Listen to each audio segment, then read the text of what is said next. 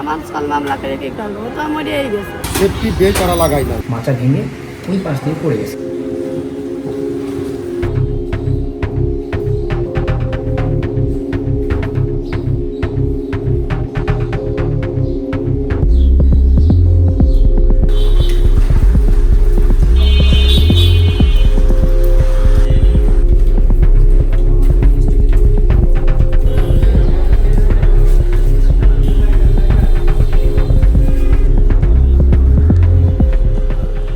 এই সরু রাস্তা, দুইটা বিল্ডিং পাশাপাশি, এই মাঝখানে অল্প জায়গার ভিতরে কীভাবে সিটি যখন 10 ভবন দিল, এটা আমার মাথায় আসে না।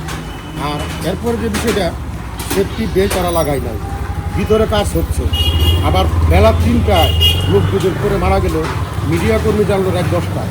এটা একটা রহস্যজনক বিষয়। সেবার নিচে ছিলাম, নিচে এরা দেড়টায় ক্লাস করে নামছে। নামার পরে এরা খাওয়া খাদ্য করে দেড়টায় নামছে, ওই তো 2:30 দিক দিয়া 3টা দিক দিয়া এরা কাজ উঠছে।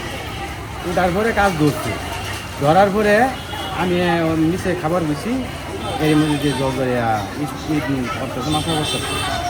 পরে আমি গেছি গাড়ি দিয়ে পরে আমি চিকিৎসা করে পরে 11 লোক নামাইয়া পরে ধরা দিয়ে কাটছি।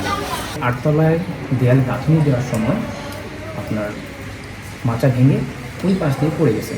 ওই পাশে কোনো সেফটি নেট নেই, কোনো ধরনের কোনো সেফটি বেল্ট ছিল না ওনাদের। পড়ে গিয়ে তারপরে ওনারা মারা যাচ্ছে। আমাদের আইন অনুযায়ী আমরা হচ্ছে এখন ওনাদেরকে নোটিশ করবো এবং ওনাদের বিরুদ্ধে আমরা আইনগত ব্যবস্থা নেব। 10তলা ভবনের অনুমোদনের ক্ষেত্রে যথাযথ রাস্তা থাকা লাগে এবং প্ল্যান অনুযায়ী তারা করছে কিনা সেটা থাকতে হবে।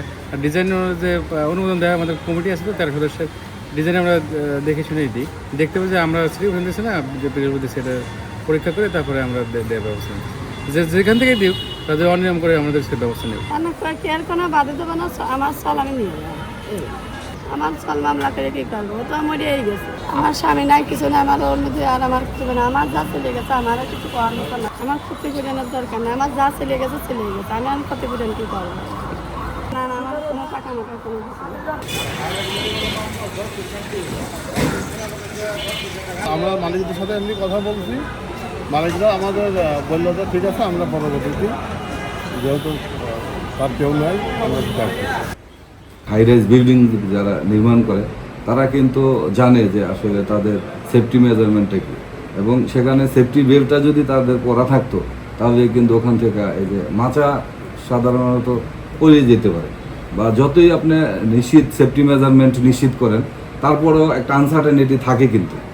কিন্তু তারা ওই সেফটি বেল্টগুলো ওই যে বেশি ওভার যে কোনো কিছু হবে না, এই যে একটা বিশ্বাস ওইটার উপরে তারা এখানে এই যে এত হাই রাইজ বিল্ডিংয়ের উপরে সেফটি বেল্ট না লাগাই আপনার কাজ করতেছে।